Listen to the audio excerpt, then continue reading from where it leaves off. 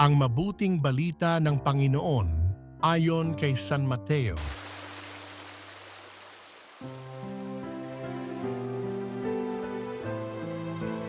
Noong panahong iyon, nang marinig ni Jesus ang pagkamatay ni Juan Bautista, siya'y sumakay sa isang bangka at nag-iisang pumunta sa isang ilang na lugar. Nang mabalitaan naman iyon ng mga tao, sila'y lumabas ng bayan at lakad na sumunod sa kanya.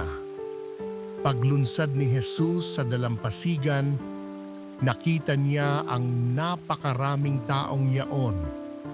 Nahabag siya sa kanila at pinagaling niya ang mga may sakit na dala nila. Nang dapit hapon na'y lumapit sa kanya ang mga alagad.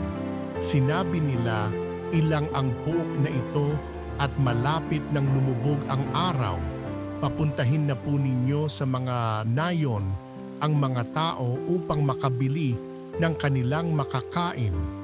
Hindi na sila kailangang umalis pa, sabi ni Jesus. "Kayo ang magbibigay sa kanila ng makakain."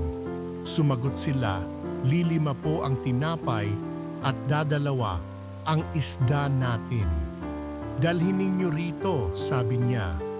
Pinaupo niya sa damuhan ang mga tao, kinuha ang 5 tinapay at 2 isda. Tumingala siya sa langit at nagpasalamat sa Diyos. Pinagpira-piraso niya ang mga tinapay at iniutos sa mga alagad na ipamigay iyon sa mga tao.